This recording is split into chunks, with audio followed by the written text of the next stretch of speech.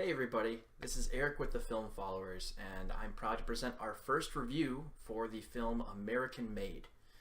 Now, for those of you who haven't seen trailers for American Made, this movie follows the story of the true story of the American pilot named Barry Seal,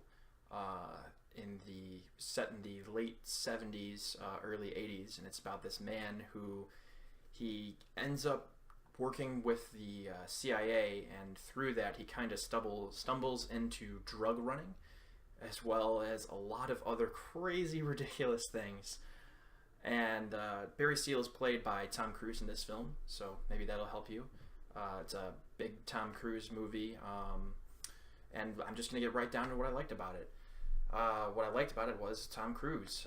This movie is kind of a more comedic film, basically because the situations that this guy gets into is it's kind of amusing at points. It's also kind of a little sad the more you think about it. Throughout this story, Tom Cruise plays this man as someone who he's kind of smart, but at the same time he gets himself in over his head into situations that just keep getting worse, and somehow he just keeps getting lucky through the majority of the film, in regards to even when he gets into really bad situations that should be the end for him, he somehow gets pulled out of it. And that's what's amusing about it. Sometimes his savior would be the CIA, and his contact was played by Donald Gleason. You might know him from Ex Machina, or the new Star Wars trilogy. He plays General Hux, the Nazi-ish guy. And he plays a character named Schaefer, who's his CIA contact, and quite often he's kind of the guy that keeps putting him into worse situations, but keeps getting him out of equally worse situations. So what do you do? But really, this whole movie, I mean, it's centered around the idea of if Tom Cruise doesn't pull off this character in Barry Seal, it'd be a pretty crappy movie, to be perfectly honest. And that's not what happens.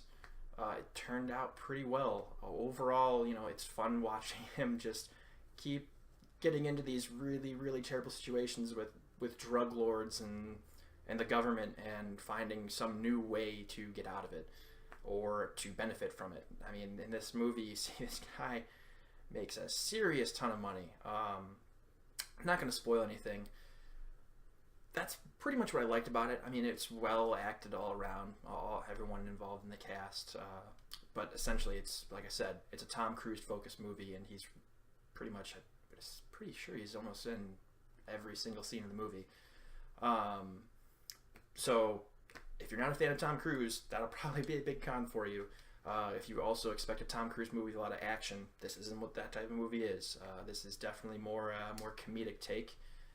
It's not a Mission Impossible or Edge of Tomorrow, but what it does have in common with Edge of Tomorrow is a Tom Cruise not playing literally the same character he plays in every Mission Impossible movie. So, that's great.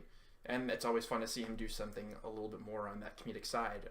Ever since I saw Tropic Thunder, I've always thought that he should do more movies where he tries to lean more into the comedic chops. And this is, again, one of those type of characters. And another thing that's really interesting in general about the story about this man, Barry Seal, is that even in all of these high-pressure situations, he doesn't really ever crack. He may get a little freaked out for a moment or need a couple seconds to collect himself, but he always tries and finds that one way out of the situation. And it just adds to the ridiculousness of just all of the things that were going down in Central America during the Cold War. So history buffs might like it, and people who've actually lived for that time might enjoy some of these things. In fact, this may sound as a con, and it kind of is. My most memorable scene in this movie actually is the opening credits. I'm not going to spoil what happens, but it really does set that flavor and tone of the late 70s, early 80s, and it's pretty neat for film buffs to see this stuff. That being said, that was the most memorable thing I could think about from the movie. I mean, there's a lot of different scenes with Tom Cruise doing funny stuff, but they kind of just all blur together. There's not really, I would say, huge standout moments. There's a couple moments where things get a little serious that obviously stand out because it's not really going with the rest of the flow of the movie. But when the shit hits the fan, it just gets worse and worse. So it was going to happen at some point in the film. But yeah, that being said, it's not like there's a sequence that blows your mind, or it's some movie where I'm just going to want to come back and watch this over and over again, you know? I may one day watch it if it's on TV, maybe. But it's not a movie that I'm going to need to go back to. And that really is my main issue with the movie, and I wouldn't even call it an issue, it's just a personal opinion. So for me personally, I wouldn't say this is the best movie in the world, but it's not terrible in any means. It's a good, fun, entertaining movie for anyone who does like Tom Cruise. Again, not as a crazy action star, but just his acting in general. You'll enjoy this movie. It's a good time for people who like that history or are interested in that Cold War Central America stuff.